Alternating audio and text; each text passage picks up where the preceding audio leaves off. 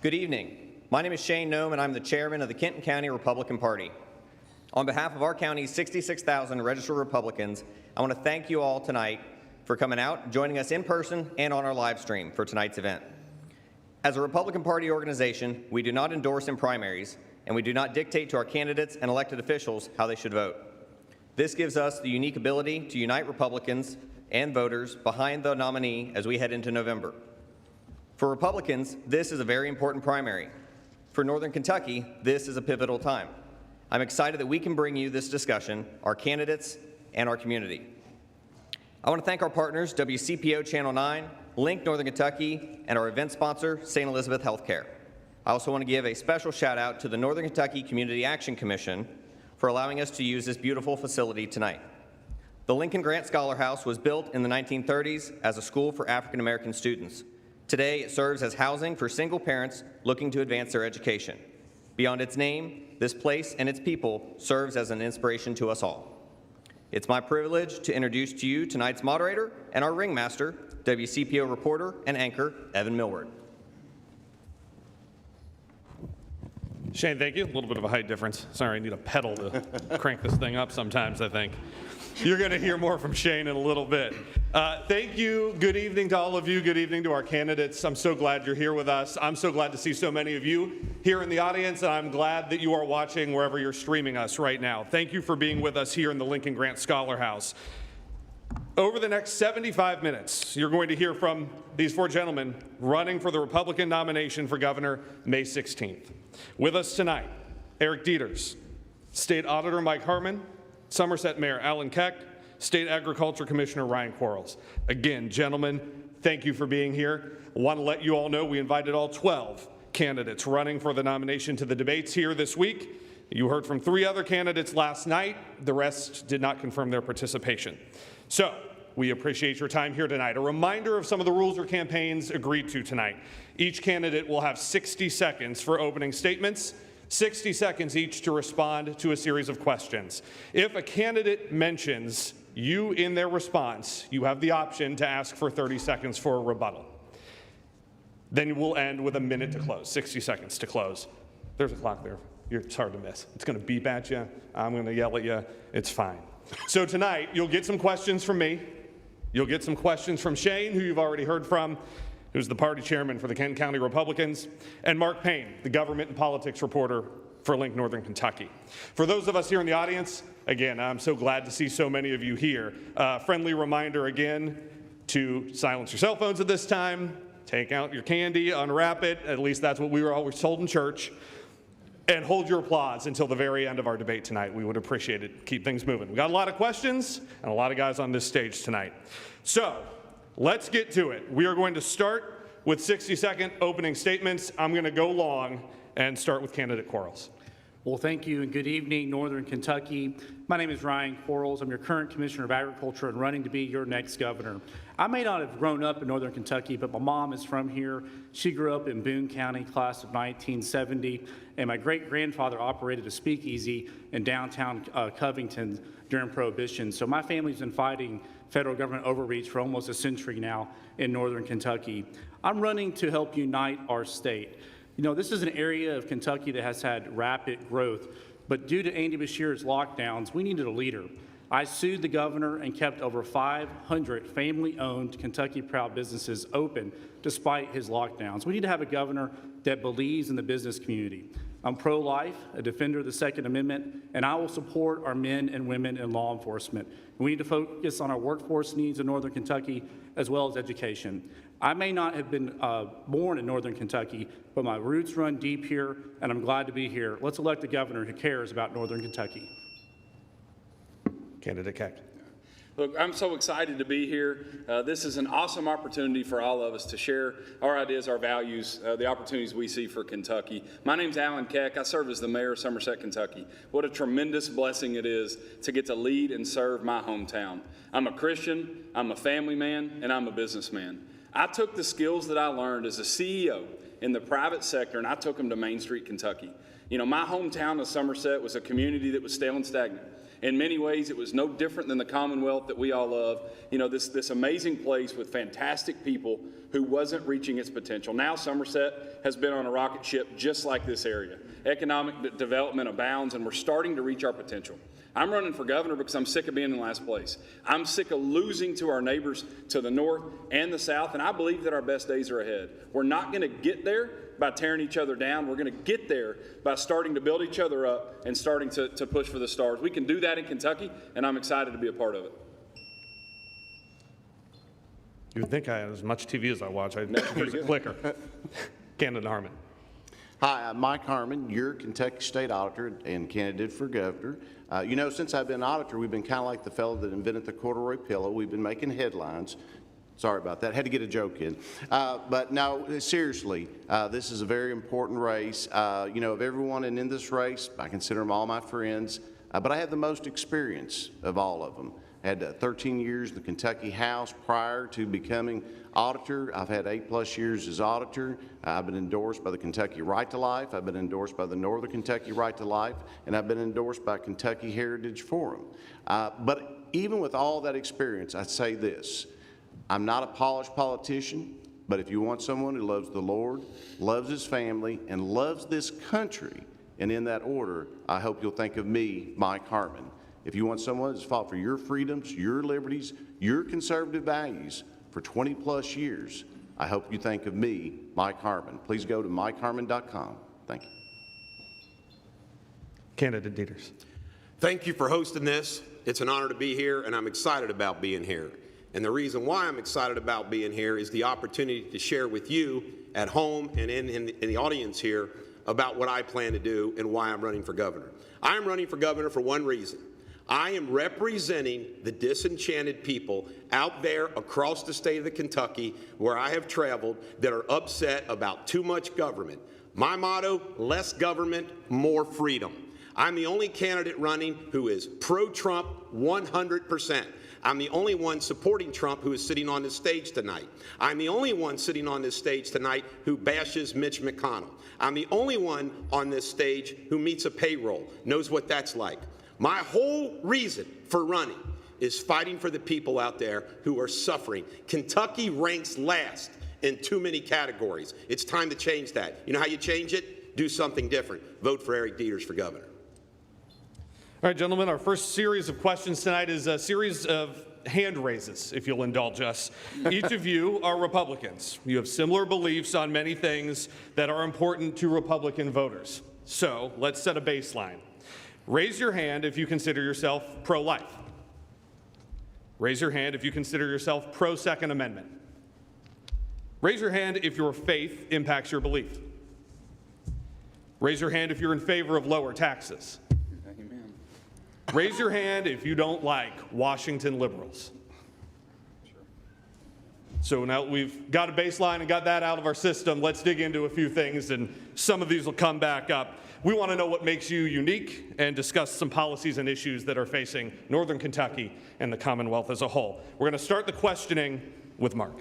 Thanks, Evan, and thanks for joining us this evening, gentlemen. My first question: for a variety of reasons, Northern Kentucky often feels disconnected from Frankfort. How are you earning the votes of Northern Kentuckians specifically? We're going to keep going down the line. Candidate Keck, you've got the first answer. Well, I start by showing up a lot. I get asked all the time, why are you in Northern Kentucky so much? First of all, let me thank you for local media. I think local media is critical, not just in Kentucky, but in America, because we have lost trust in the national media. And I think it's imperative that we have local sources that we know, that we see at church, we see at the grocery store, at Kroger, and we can talk to. So thank you for that. But I care a lot about Northern Kentucky because, look, it's an engine for our Commonwealth. You know, this is one of the few areas that's rapidly growing, and I think folks up here feel disenfranchised because more of their money stays in Frankfort than comes back home. You know, I talk about real policy. When we talk about tax reform, everybody loves to talk about Tennessee. But what politicians won't tell you is that the conversation goes beyond just the income tax. There's local control in Tennessee. Nashville is thriving because a lot of the money that is spent in Nashville stays there. You know, I have said publicly that I think we need an opportunity for the economic engines to keep some of what they generate, and if that happens, imagine what Northern Kentucky would be doing. Candidate Harmon. Yeah, I mean, Northern Kentucky is important. It's important to me now, but it was important to me when I was in the Kentucky General Assembly. You know, I'm from Central Kentucky, and when I represented Central Kentucky, but I was always an honorary member of the Northern Kentucky Caucus because I always voted against tolls. You know, they always felt like that was important. And, you know, and seriously, from a standpoint of what we did when we were there, when I was there, we worked on multiple, like, tax credits for Northern Kentucky, specific some of the projects. I sat on tourism, development, and energy, so I'm very familiar with some of the things that are important to Northern Kentucky.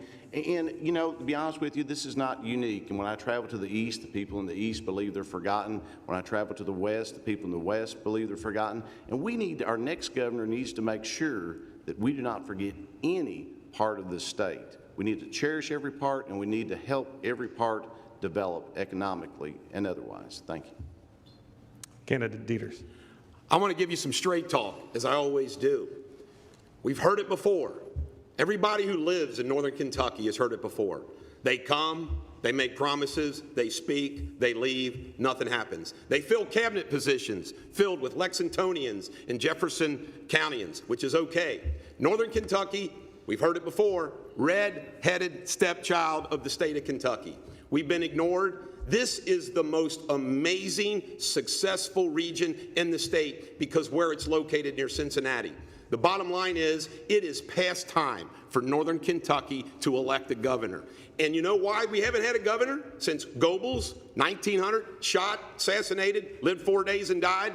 Is because there hasn't been anyone from Northern Kentucky until this candidacy where there was a Northern Kentuckian who could connect with average Jane and Joe Kentuckians, rank and file across the state. And I'm doing that. So I want to be your Kentucky governor and Northern Kentucky governor. Candidate Quarles. Well, given the fact that my mom grew up here and my grandmother lived out the rest of her days in Walton, Verona, I've been coming to Northern Kentucky literally my entire life. I think I'm connecting with the voters because we're running an old-fashioned grassroots People's First campaign across all corners of the Commonwealth. I've been up here a lot during this campaign. We're proud to have the endorsement of over 230 elected Republicans from all across Kentucky, including Northern Kentucky as well.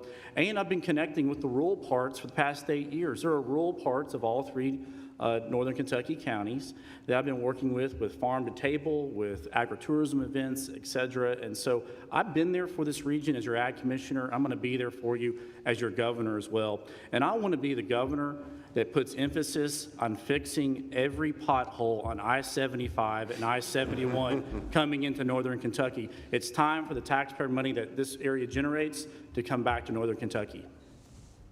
All right, Mark, you've got another question.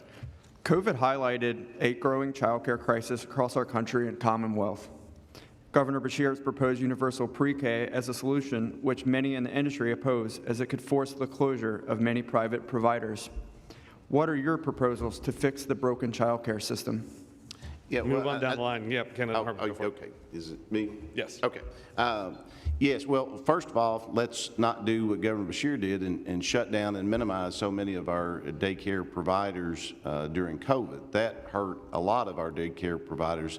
Secondly, I'm not in favor of universal pre-K, but from a standpoint of helping out individuals that are wanting to go to work. One of the things that I have been supportive of when it comes to some government assistance, the TANF program, and that helps and allows individuals who want to go to work but make sure that they actually have access to child care, because a person's child is one of the most important things to them, as they should be.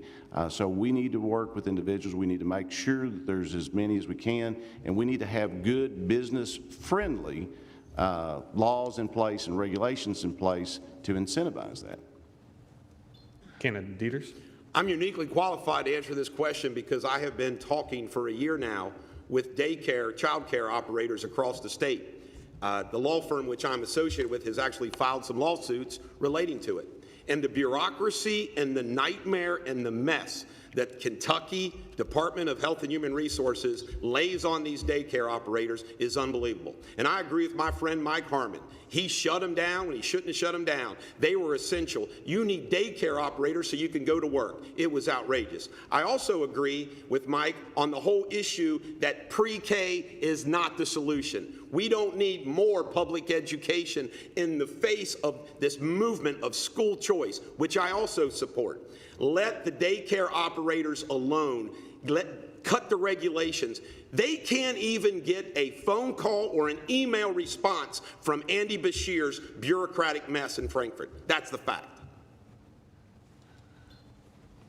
Candidate Quarles. Let's not forget that Andy Beshear was the shutdown governor. He shut down Main Street, Kentucky, let the big box stores stay open. That wasn't fair. He shut down our schools much longer than necessary. Now our test scores statewide had plummeted. And of course, he violated our rights as Americans when he ordered troopers to our church on Easter Sunday just 3 years ago. And he also shut down our daycares, making it harder for people to return to work, whether they are essential or non-essential, et cetera.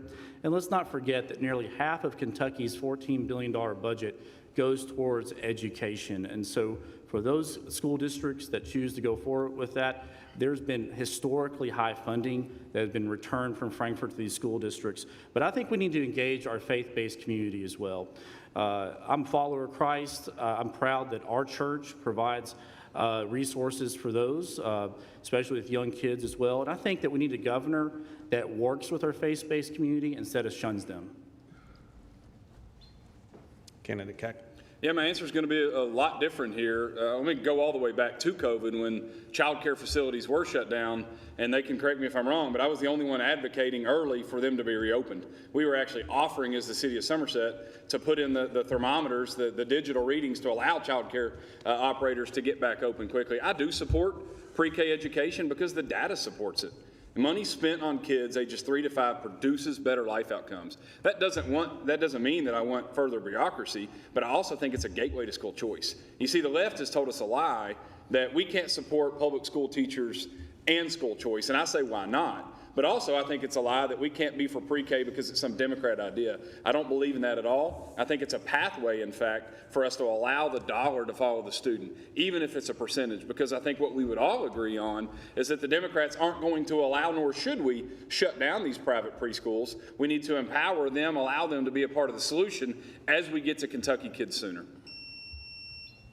Gentlemen, thank you. Shane, you're up. We've heard a lot about what Andy Beshear did not do well during COVID. What did Andy Beshear do well during COVID? And you can't say nothing. Candidate Deters, we'll start with you. With all due respect, Shane, I'm going to say nothing. And, you know, when I think about and I'm somebody that believes that the alleged pandemic was overblown. I'm somebody who fought for healthcare workers up here at St. Elizabeth Medical Center for 2 years for free, fighting for the religious exemptions, the exemptions for health care. What they did, what our community did, what our St. Elizabeth Medical Center did to the health care workers was awful. And Andy Beshear was right there with them, locking down, mandating the vaccines. And it was awful, and it was wrong. This choosing who gets to stay open and who doesn't get to stay open was awful. I think Andy Beshear violated our constitutional rights across the board. Lockdown. We need more country hoedowns and less lockdowns, as I put in my video. So I don't think, I'm sorry, Shane, I can't answer nothing because I don't think he did anything well. Candidate Quarles. I think it's a very short list. One thing, when he decided to shut down our schools, I've been so focused on food insecurity in Kentucky that I couldn't help but reach out and get our schools turned into areas that could, for kids and anybody needed a hot meal, to pick up a hot meal. Andy Beshear shut down our economy unfairly for much too long. And so Kentucky actually became the first state in the country to get a critical waiver through the USDA so that we could help hungry kids get meals. And that was leadership from my office that required his signature as well. But look, I disagreed with the economic harm he's done to us. The plummeting test scores from our K-12, and I was the one who sued him to keep Kentucky open. I was the first candidate in the Republican field to sue the governor to keep businesses open. And for me, you have a candidate who has a spine, someone who's going to challenge, and someone who does not back away from a challenge. Candidate Keck. Something else I'm going to do is answer questions. You know, it's easy for all of us to have some element of revisionist history, right? We want to relive it. The NCAA tournament was shut down. I think all of us at that point in a state that bleeds blue, red, or whatever other color, you know, we knew it was really, really serious. Here's two things he did well. He communicated early, and he showed he cared.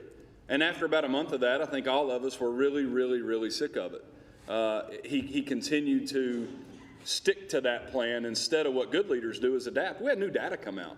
You know, when COVID first hit, we were told, President Trump included, that 3 to 5% of us were going to die. It was really, really serious. And so once we learned that that wasn't the case, we adapted. I was the first. We built a coalition of mayors on April the 20th to launch reopening plans for chiropractic, optometry, and dental care before anybody. And we did it in a practical way. We didn't yell, kick, and scream. We submitted plans for reopening, and that ended up happening. Candidate Harmon. Shane, I'm going to have to agree with Eric here. You know, I don't know of anything that he did well. I mean, he shut down our businesses. He focused, as I've been traveling the state talking about it, he focused on fear over freedom. He focused on fear over freedom when he shut down our businesses. He focused on fear over freedom when after he shut down our businesses, he shut down the in-person unemployment offices. I mean, think about it. Our office showed where he had well over 400,000 emails that was sent to the unemployment assistance line they just ignored. And finally, he focused on fear over freedom, as was mentioned earlier, that he shut down our churches. He tried to tell us how to worship our Lord and Savior Jesus Christ, and he sent the state police out to enforce it. So we need a governor. Our next governor needs to be someone that's going to focus on freedom over fear, not fear over freedom like our current governor. It's so important that we have someone that is going to protect our liberties, that's going to protect our freedoms, and Governor Beshear was not it. Mark, we're back to you. Coal is a Kentucky signature industry, but the industry is shifting to embrace renewables like nuclear, solar, wind, and hydroelectric. How should Kentucky balance the decline of traditional fossil fuels and the growth of renewables? And we're back to Candidate Quarles.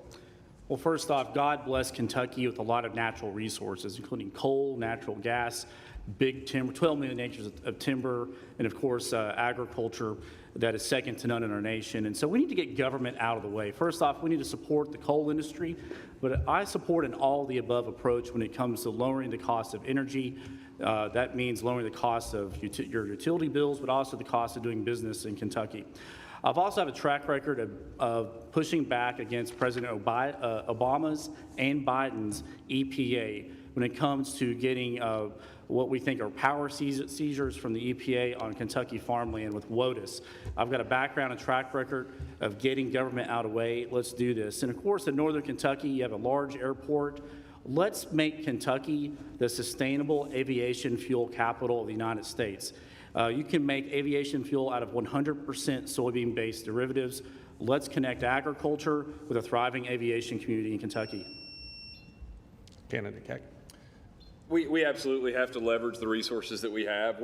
We are so blessed with coal, natural gas, oil, and then of course our waterways. And that might not be necessarily relevant for energy at the moment, but it's an asset that we have that so many states don't, which will allow us to lead into the future. I'm a supporter of taking a deeper look into nuclear. If you look at the states that surround us, we're getting left behind yet again. You know, it's a theme that I'm candidly sick of, and why I'm in this race, is that Kentucky's always losing.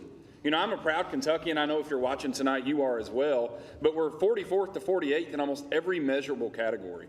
We know that nuclear done properly can be safe, can be reliable, and it can be affordable. Why would we then not take a lead? Well, let me tell you why. Because we always want to look backwards. We always want to say, well, what if? And coal's going to be important. We need to make sure that we leverage it. I'm from East Kentucky, but the decline is real. We need to get the coal that we can, but we also need to look for ways to advance ourselves into the future. Candidate Harmon. Yeah, when I first entered the House in 2002, or was late 2002 or in 2003, coal provided 94% of Kentucky's power. Now, a lot of that has changed, Part of it has changed because of the competitive nature of natural gas, but unfortunately, a lot of it has changed due to the regulations that's coming out of the federal government. We need to be in all of the above energy, but it needs to be based on competition. I mean, this country was based on competition. We should not force one type of energy out based on, non-competition.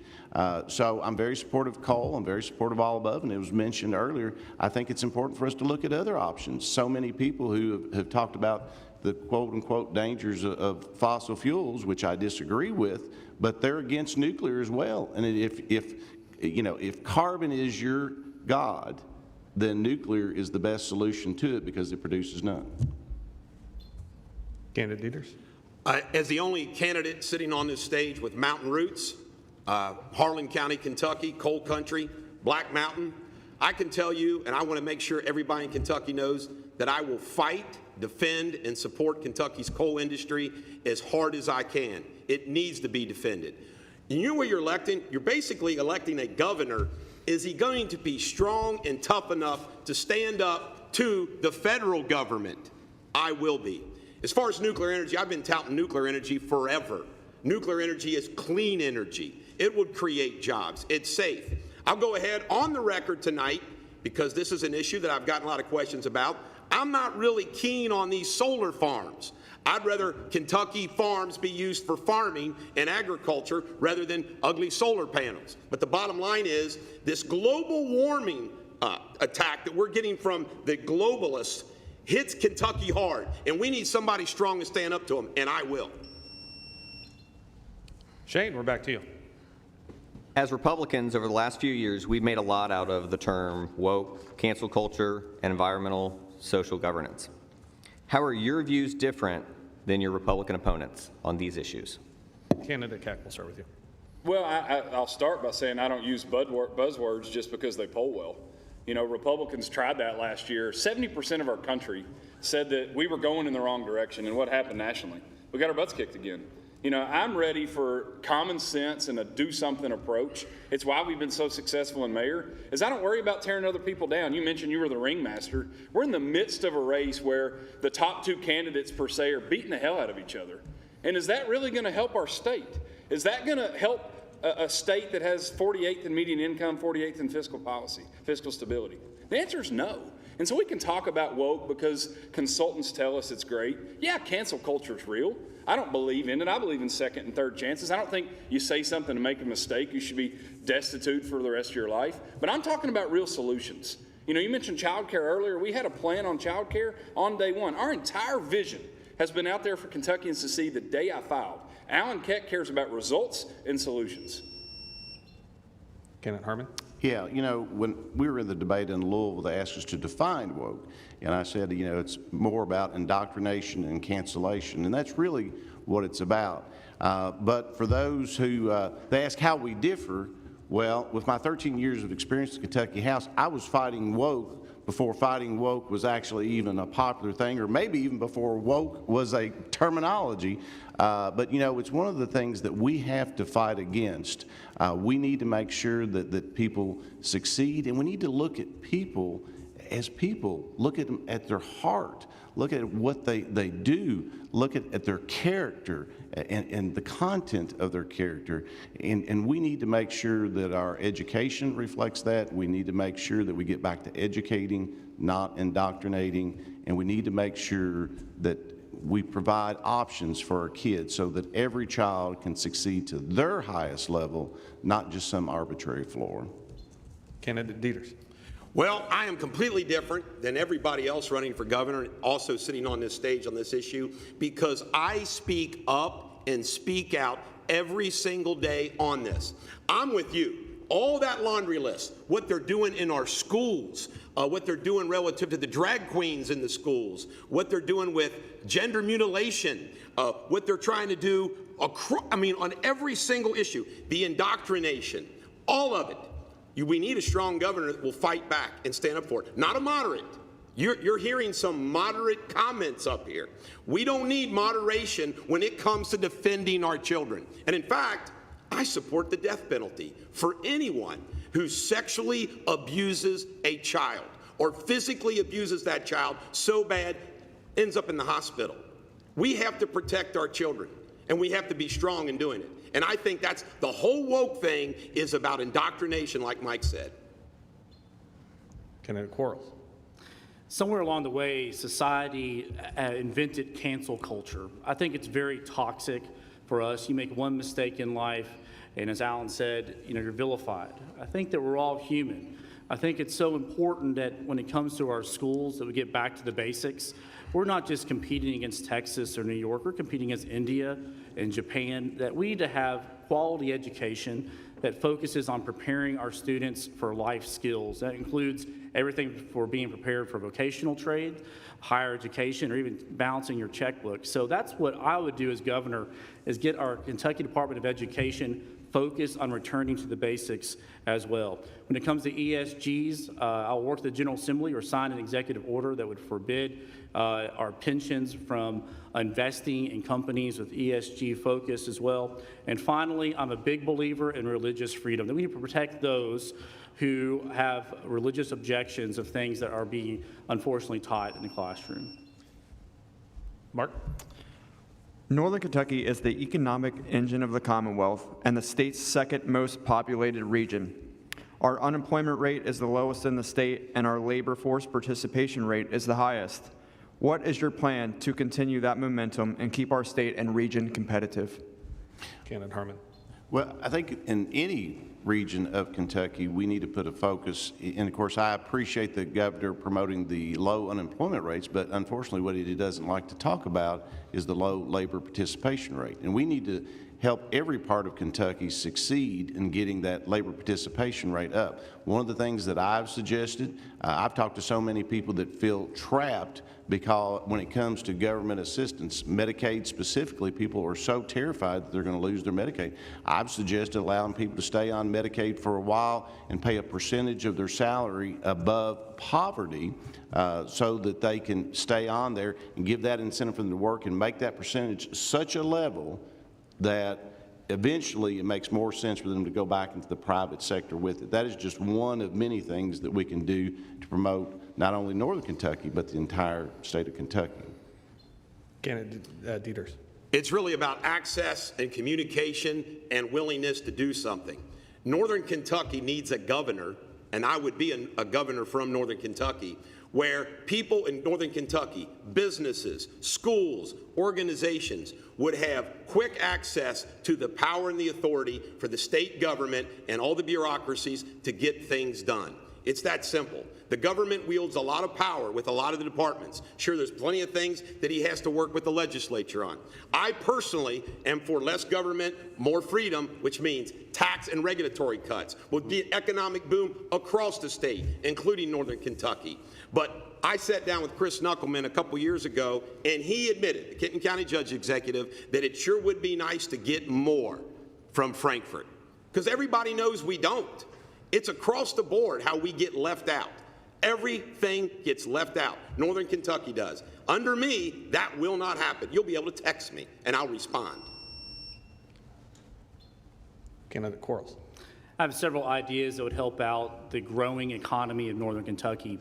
Number one, we need to stop paying people to sit at home and watch Netflix. Only 56% of Kentuckians who are healthy, able-bodied, of adult age are actually working. We got to get them back to work.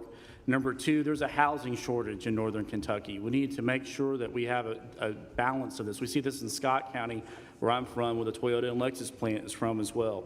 We need to have emphasis and investment on infrastructure. Again, fix I-71, I-75 as well, but also make sure that the Cincinnati Airport, which was built on my grandparents' farm, has the adequate resources they need as well to make sure that with employers like Amazon, making sure that we are the best of the best, and including sustainable aviation fuel. And finally, we need to make sure that our tax code is competitive. You all have to compete with Ohio across the river. That's something unique that a lot of cities don't have to do. Let's make sure that our tax code is as pro-business and pro-family as possible.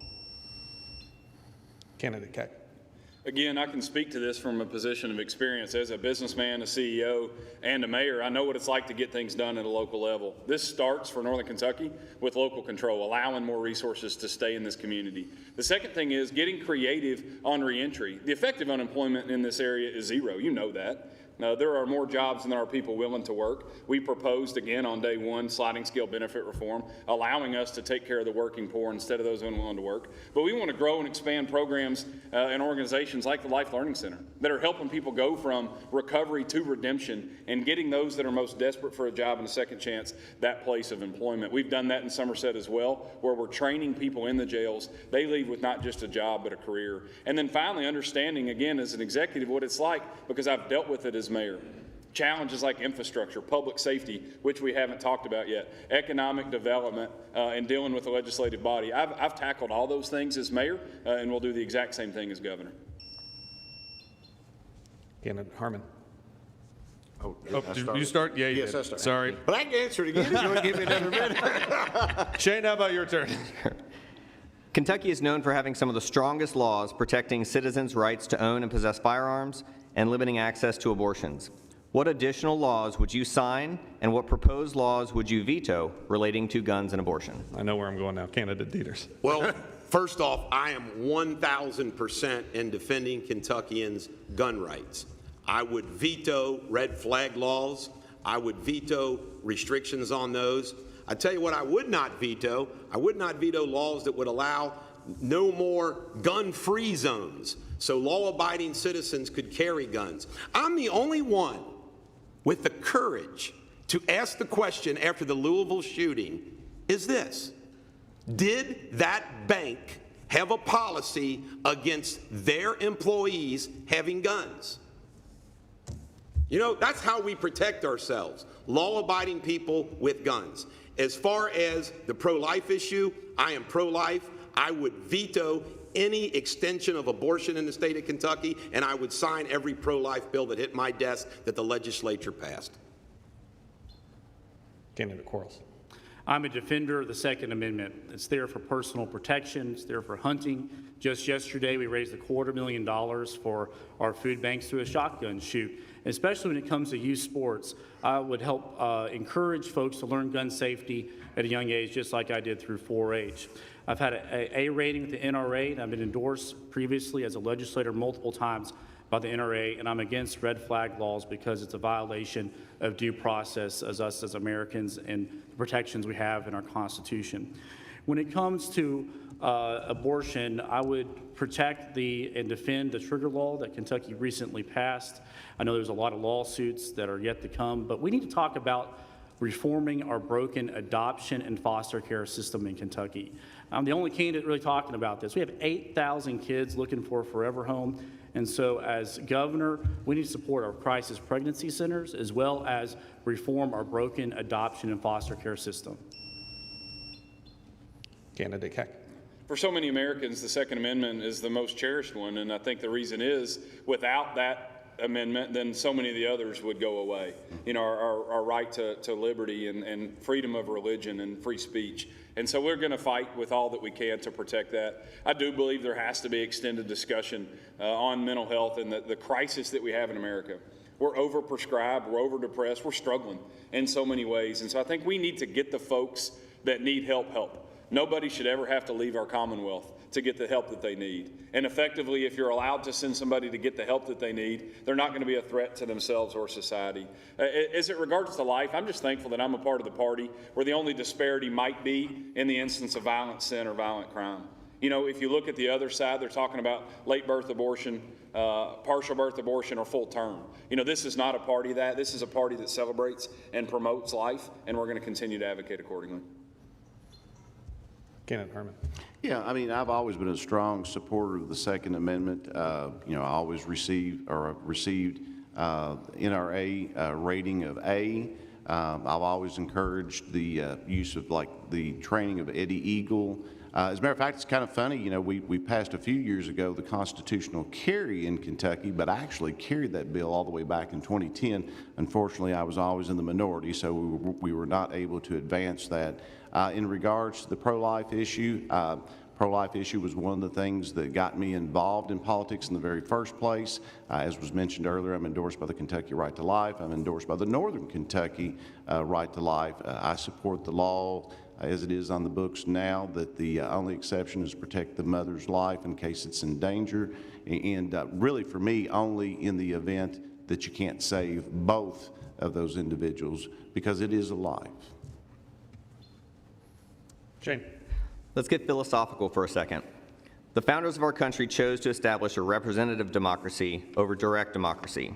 Modern populism is calling for the governed to be more involved and have more sway and input. As an elected leader, how do you balance your personal convictions versus those of the constituents you represent? We'll start with candidate Quarles.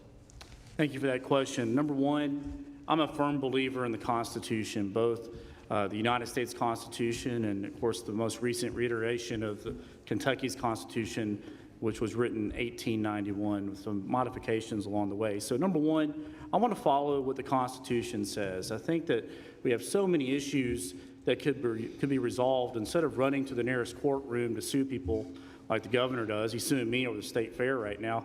How about we take a hard look at what's in our Constitution, our guiding light, both at the national level and state level as well.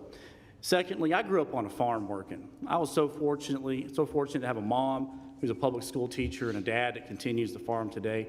They taught me the difference of right and wrong at a young age, and so I'm going to follow what's right for Kentucky. It's important for us to look at the text, believe in the Constitution, and do what's right for the Commonwealth. Candidate Keck. I believe government closest to the people is best. That's why I ran for mayor in the first place. I think the most representative form of government is closer to home. I believe in home rule, and I believe in states' rights. I believe in the 10th Amendment. I believe that Washington is incredibly broken, and it's going to stay that way.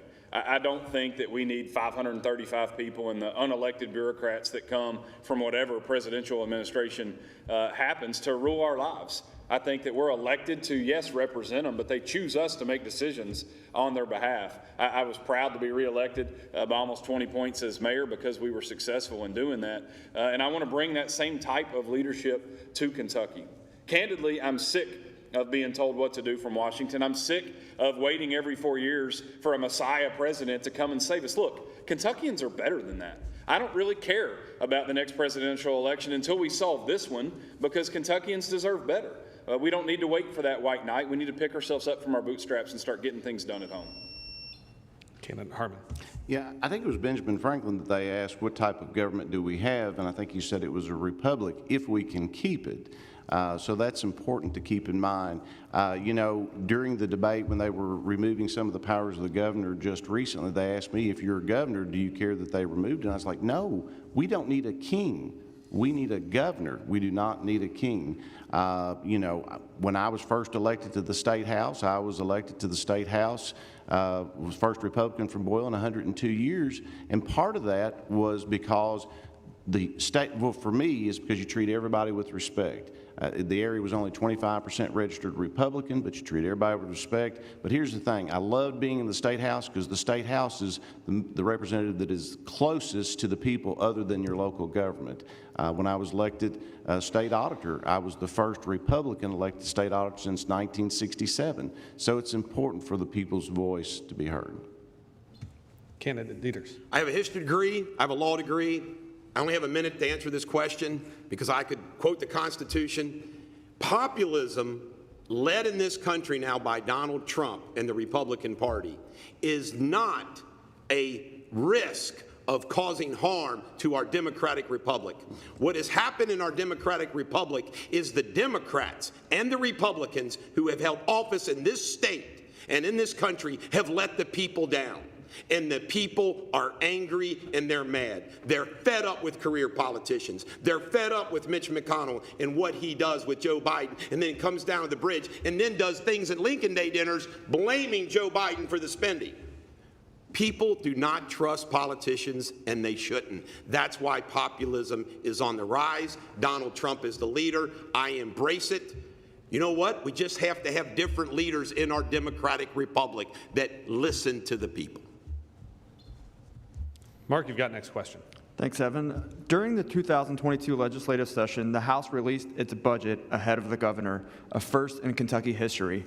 The move symbolized the legislature's growing power compared to the executive branch. Would you try to pull some of this power back to the executive branch if elected governor? Candidate Keck. Well, I don't view public service as a position of power, and so I would frame it a lot differently than that. We'd have a conversation long before any of it went public. I think a good leader is going to listen to those that serve alongside of them. You know, President Reagan was famous when he was negotiating with Gorbachev. He said, we'll get so much more done when we talk to each other instead of about each other. You know, part of the reason we're in the struggle that we're in is because of this grab of power. You know, people like the attention and the celebritization of public officials. I think we need to push back against that. This needs to be public service. We actually need to take a hard look at those that are seeking public office. Are they doing better in public office than they were doing in the private sector?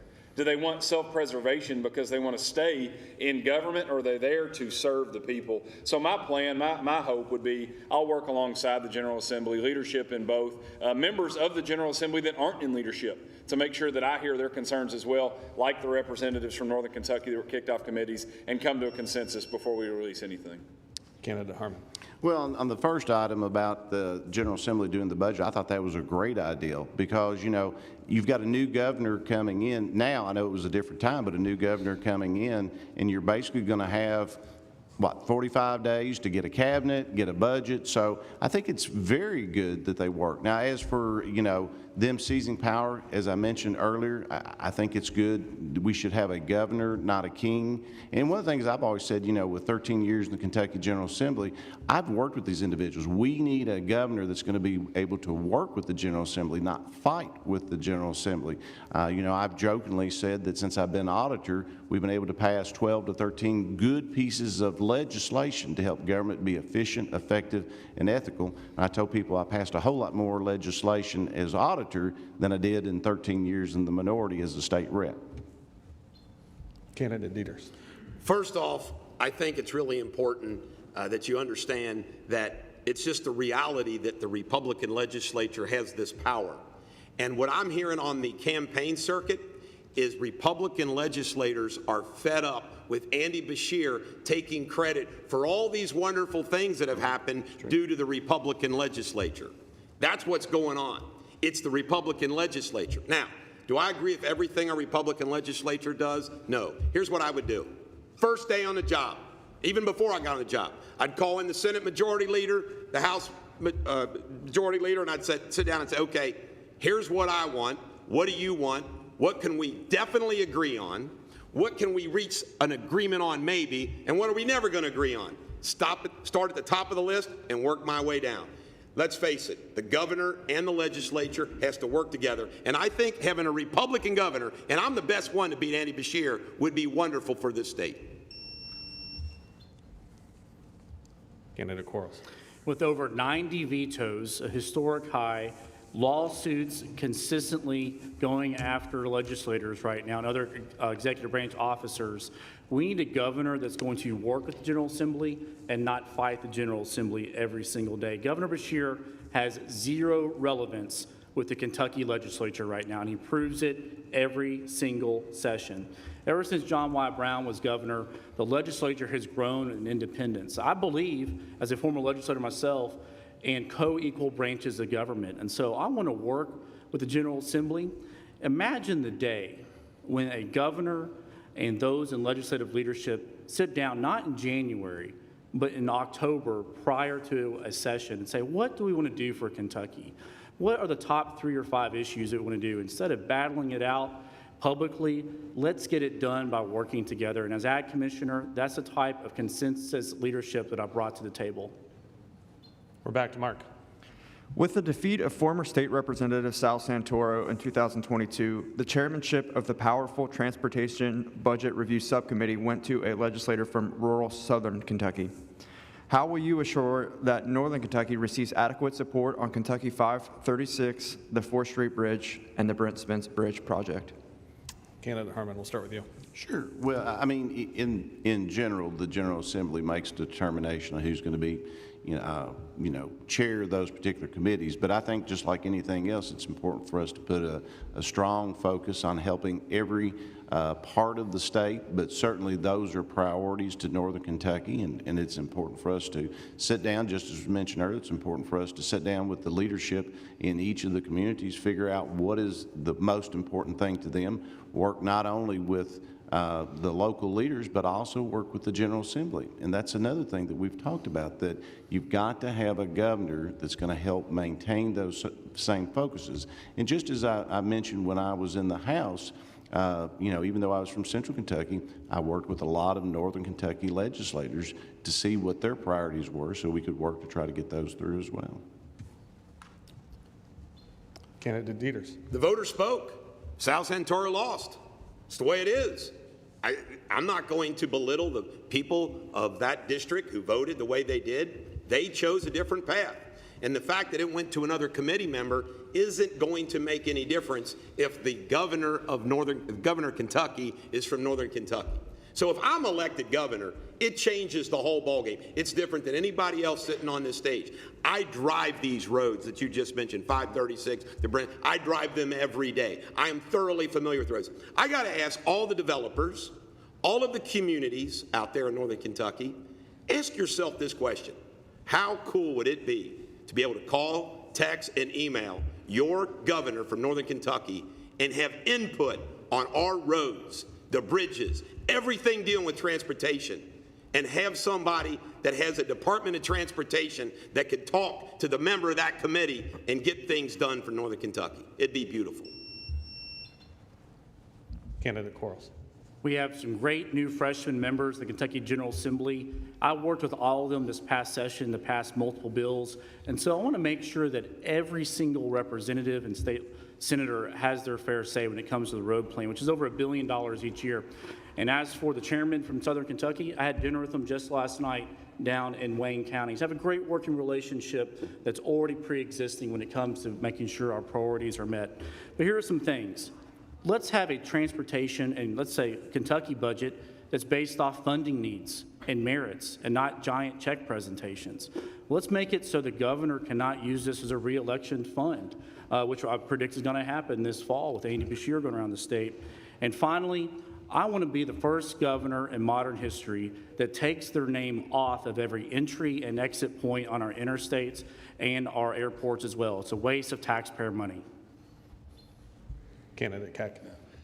As a business person, you understand that you invest in the things that bear the most fruit, that produce the greatest returns. We know that Northern Kentucky is an economic engine. And so often in government, we hear about chopping up a finite pie. You know, how can I get my sliver? How can East Kentucky get this part, West Kentucky, Central Kentucky, and now we're talking about Northern Kentucky. Well, you do it by growing that pie. And if we invest in Northern Kentucky, this engine, then the rural parts of the state that are fighting for their fair share are going to have a larger share. Look, this is economics. We need a common sense, business sense of urgency brought to the governor's office. We've tried the political path for far too long. We've tried business as usual for far too long, and that's why so many of the roads that are being referenced are dilapidated. Let's try a new way. Let's put a businessman back in office, but a businessman who's going to treat everybody with respect.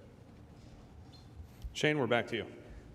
President Trump's election paved the way for a record-setting conservative court system and overdue tax reform.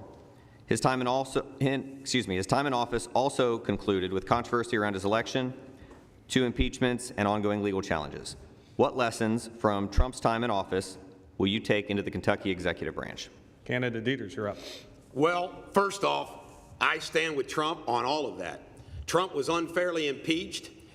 January 6th was a much ado about nothing. They're political prisoners. They did steal the election in 2020 by mail-in ballots, through vote harvesting, ballot harvesting, through the suppression of information about Hunter Biden on Twitter. We know it all. Now we know, it's chaos.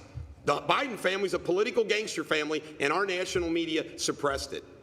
I would not change anything. I want Donald Trump to be reelected president in 2024.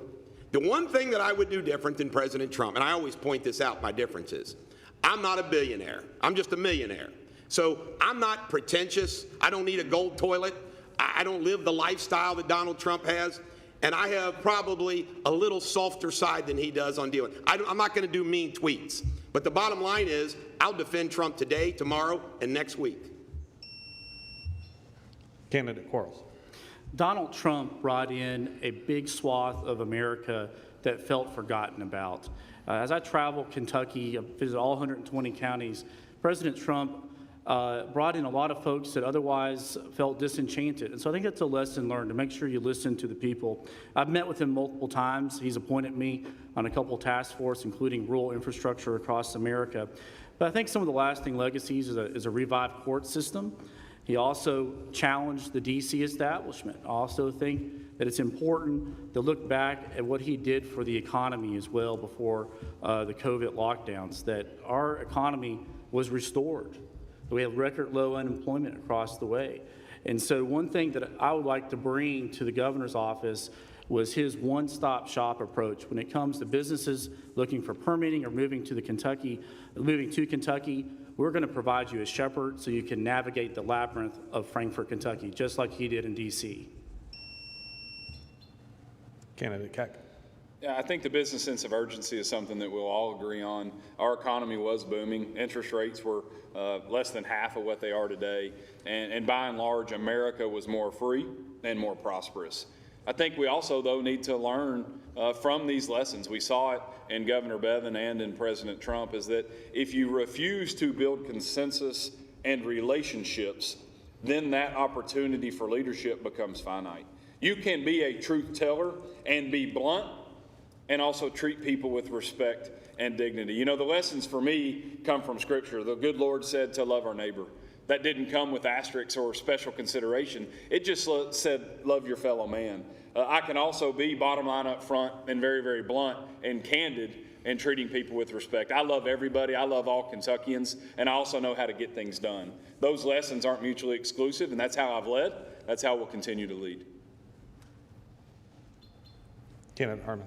Yeah, Trump was an exceptional president. Many of the things you mentioned, I mean, we had $2 gasoline, we got wonderful Supreme Court, we got, you know, low inflation, we got great lower courts, and of course, I'm the only one sitting at this table that has a hat signed by Donald Trump that says, keep auditing great. So, and I've got a photo if you all want to see it, but no, I'm just kidding.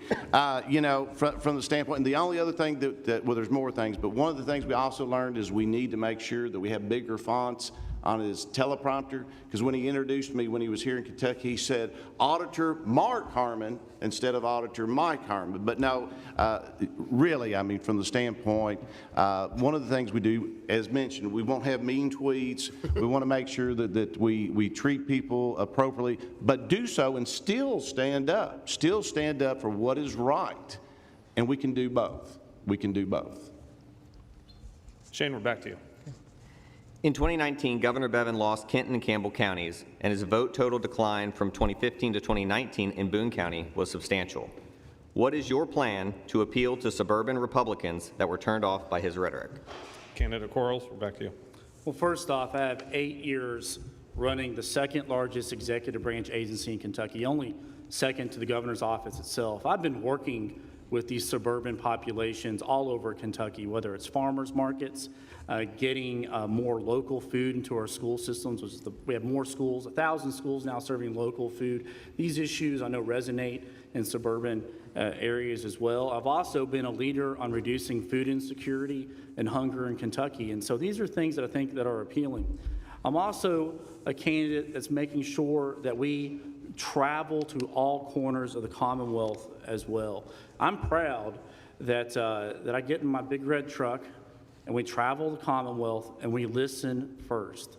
And so I believe that if I'm the nominee, I can run the score up on Andy Beshear like none of the other candidates can because of my rural roots. And we need that in a candidate. We need to select the one who has the best chance of winning.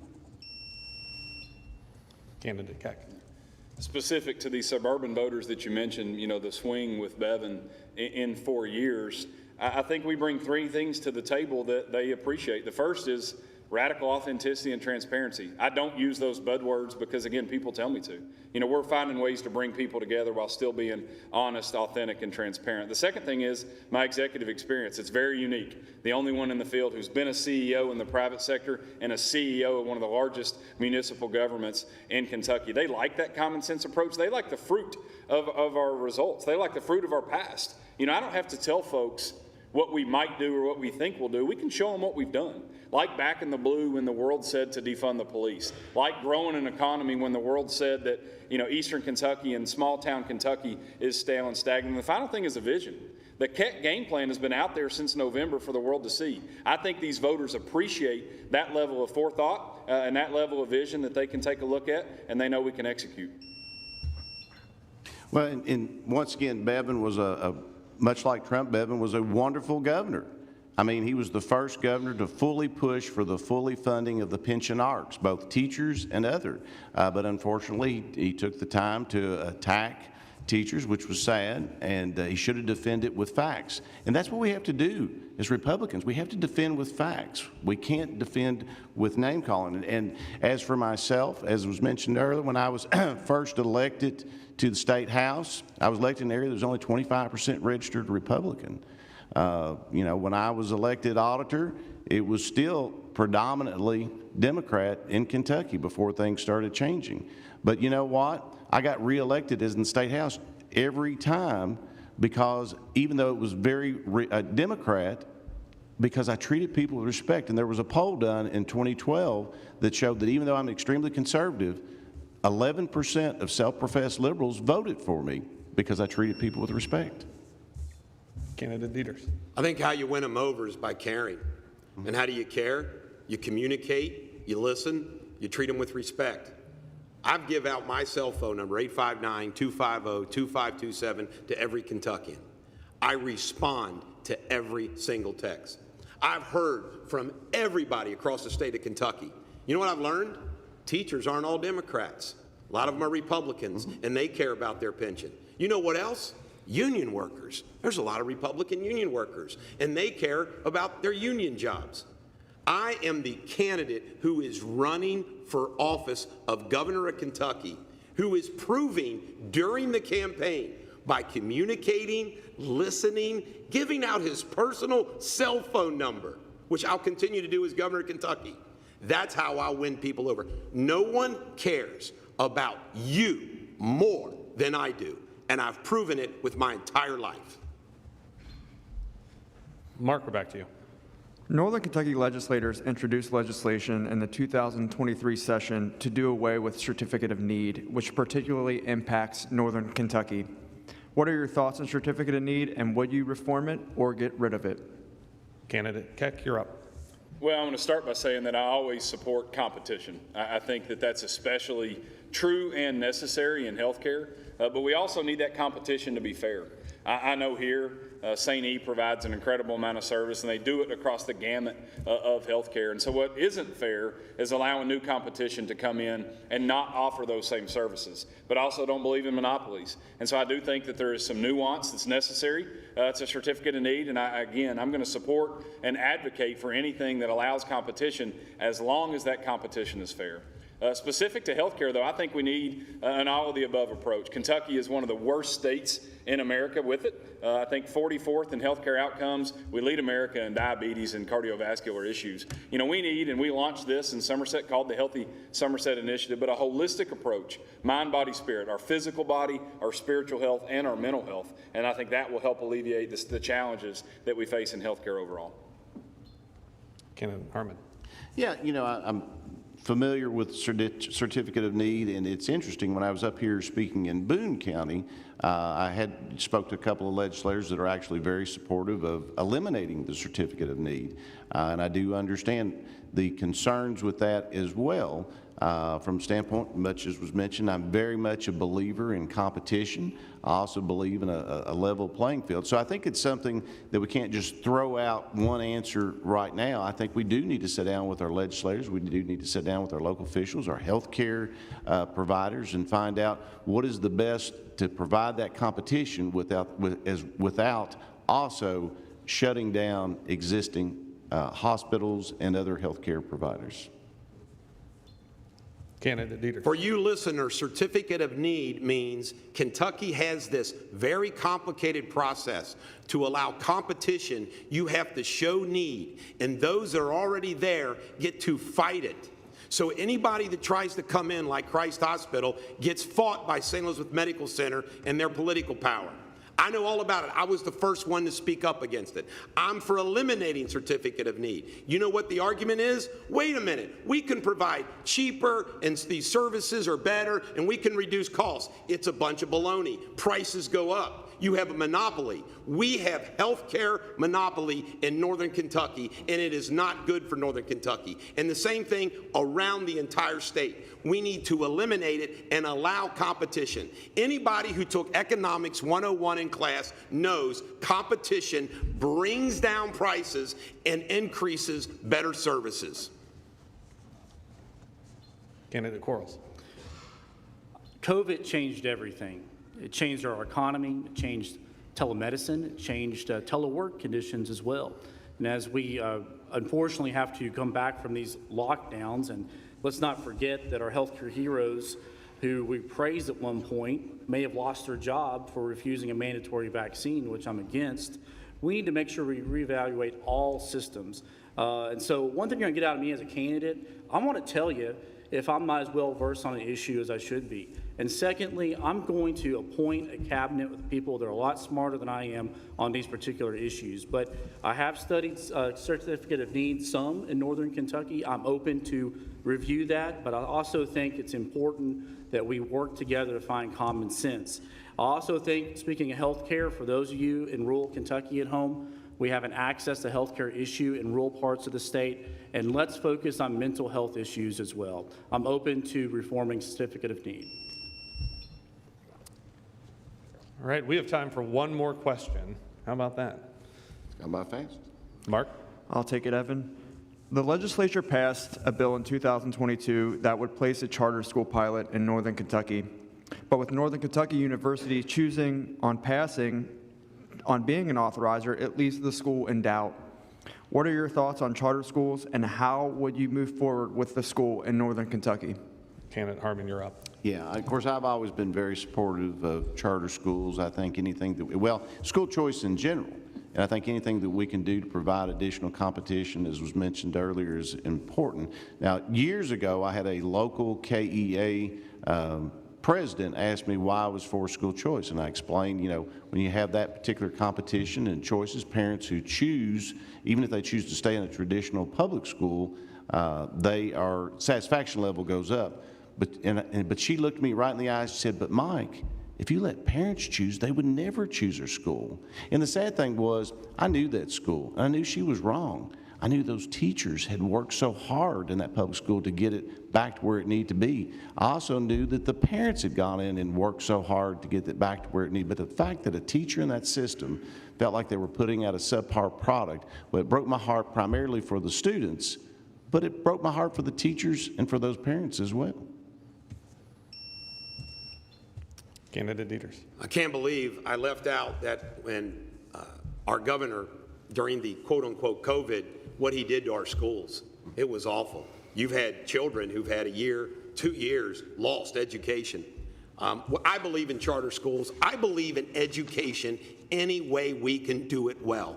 I support homeschooling. I support school choice. Here's a shocker for you. I support strong, solid public schools with teachers who are paid well. Because guess what? We have a teacher shortage. And part of it is because what's going on in the classroom that has to stop, and also pay. So I'm for all of the above when it comes to education. I'm for less bureaucracy in education. I'm for eliminating, I can't because I'm going to be governor, not president, I can't eliminate federal Department of Education. I completely disagree with Ms. Kraft wanting to do away with the Kentucky Department of Education. Now she says she just wants to reform it.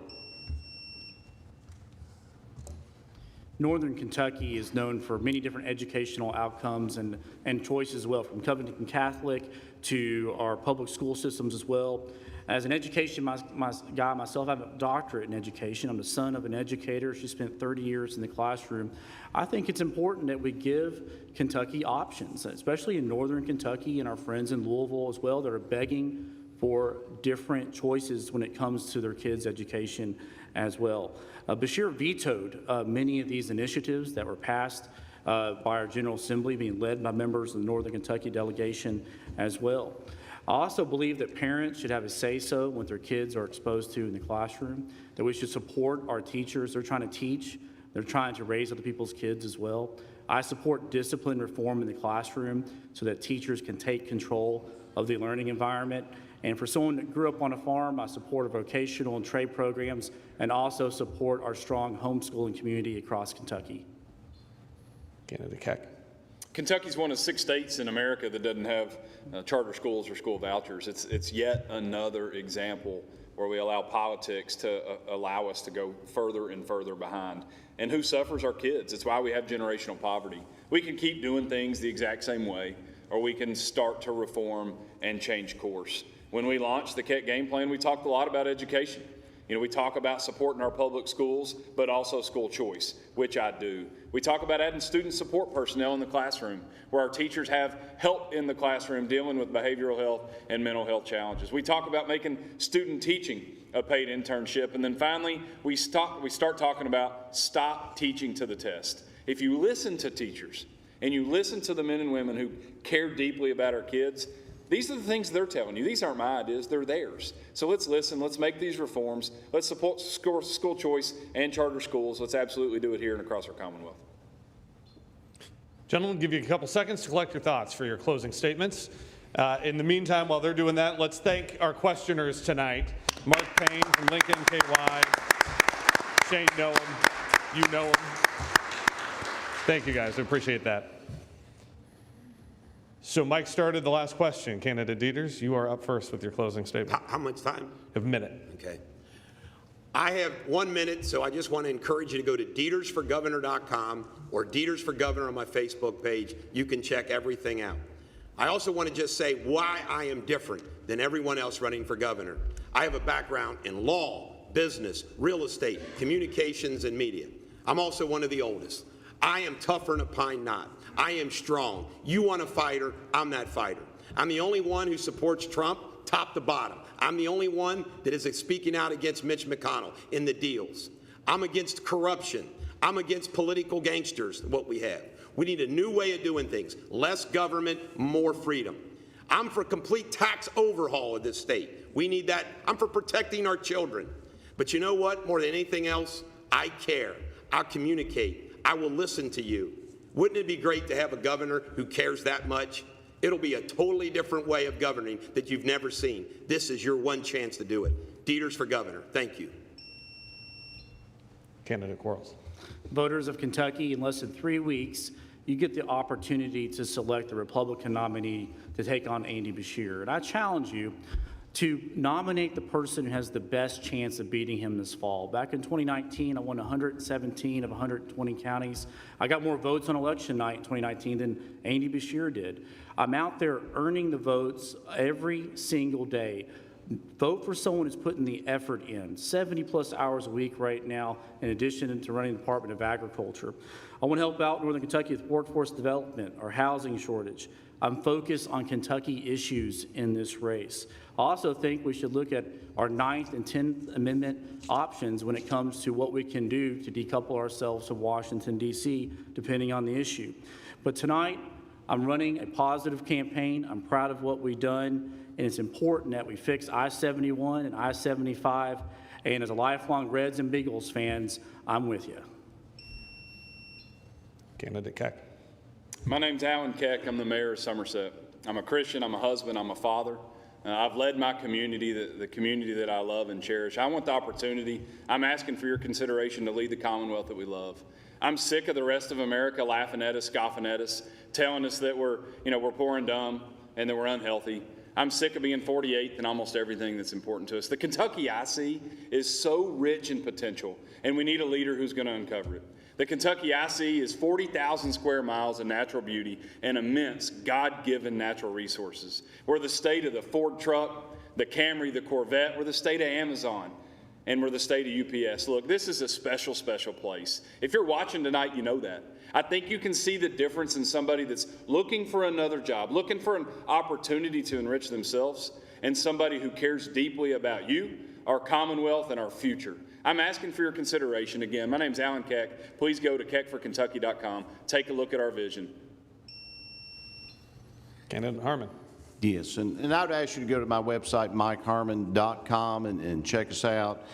You know, when I first decided to run for governor, people ask why. You know, of course, you've got the most experience than anybody here, but why would you want to run for governor? I tell them the truth. I'm a Christian, I'm a husband, I'm a father, and I'm a grandfather.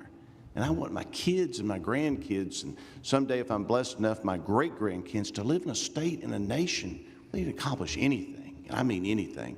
But unfortunately, our current governor has put such a focus of fear over freedom instead of freedom over fear. But I want to leave you with this. We've got 12 people in this primary. Any one of them would be better than our current governor. But I encourage everybody, you know, the good book tells us that iron sharpens iron. But the good book also tells us that a house divided cannot stand.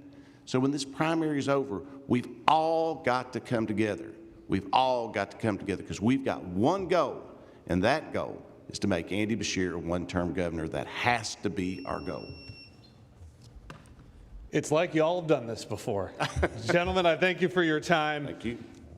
Your discussion, your responses to our questions. Thank you for being here, whether you're a local guy or you drove in. I really appreciate it. I mean that. I really appreciate you being here. Thanks for having me. To those of you who joined us in the audience tonight, the same goes for you. Thank you for your time. Thank you for your engagement in the process and for all that you have done. For those of you watching, same as well. Thanks for streaming us wherever you may be watching us. We appreciate you. We can't end tonight without thanking the Kenton County Republican Party, our partner in this, WCPO 9, Link Northern Kentucky, and the Northern Kentucky Community Action Commission for our use of this space. To all the candidates, good luck in the home stretch ahead of May 16th. It's coming faster than you think. I'm Evan Millward. It has been my honor to be here tonight. Thank you. Get home safe. Good night.